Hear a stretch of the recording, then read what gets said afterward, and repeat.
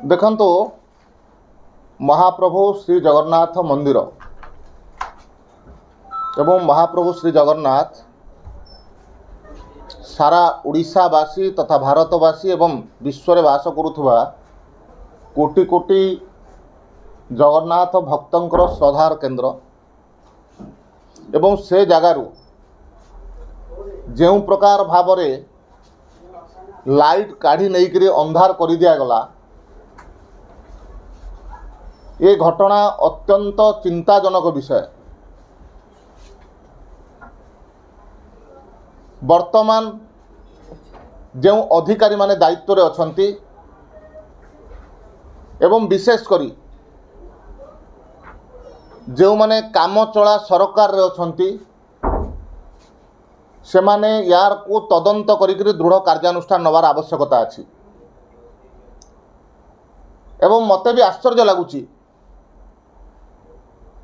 जो सरकार थिले को प्रकार संस्था को समाने ए आलोकीकरणर दायित्व देइथिले सरकार बदलू बदलू नुआ सरकार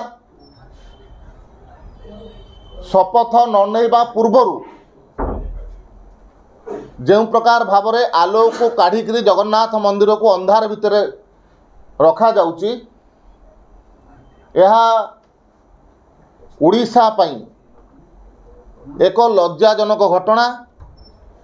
से दृष्टि जो माने इथरे परोक्ष बा प्रत्यक्ष भाव में संपृक्त अछंती जो माने श्री मंदिर परिचालना दायित्व अछंती से माने या विरुद्ध रे दृढ़ कार्यानुष्ठान नहींकरी साधारण जनता भितर जो प्रकार गोटे दुख एवं तांकर भावावेग को आघात लगी ताकू तुरंत दूर करिवार आवश्यकता अछि। एवं भारतीय जनता पार्टी सरकार शपथ नेला परे जो माने ए प्रकार कार्यानुष्ठान बा कार्य करिसंती सेमानंक विरुद्ध रे मध्य कार्यानुष्ठान निश्चय नब। जगन्नाथ आम समस्तंकर आराध्य जगन्नाथ मंदिरर कौनसी प्रकार असुविधा हवा कौनसी प्रकार अव्यवस्था हवा आम समस्तंक मनरे दुख देइछि। जो माने इथरे संपृक्त अछंती ए समस्त कार्यरू सेमाने निवृत्त रहिबार आवश्यकता अछि एवं सरकारी अधिकारी माने मध्य ए विषय रे विशेष भाव में चिंता करिवार आवश्यकता अछि। ठिका संस्था जदि लाइट लगेइथिला मनुको तो लगेइ नथिला सरकारंकर निर्देश रे सरकारी व्यवस्था भितर तो से लगेइ थिबो एवं सरकार मध्य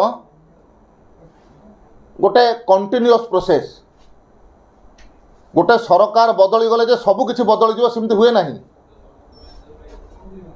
जदि बदलैबो नुआ सरकार तार कोनोसी प्रकार पॉलिसी आनिकरी कैबिनेट रे पास करिकरी हुए तो बदलई पारे किंतु से प्रकार किछि न हो जेतले बदलुची ये निश्चित भाव में गोटे षड्यंत्र कहले अत्युक्ति हे नहीं। ये षड्यंत्र जो मैंने करिसंती तांको विरुद्ध रे जो मैंने दायित्व अछंती दृढ़ कार्यानुष्ठान ग्रहण करंतु।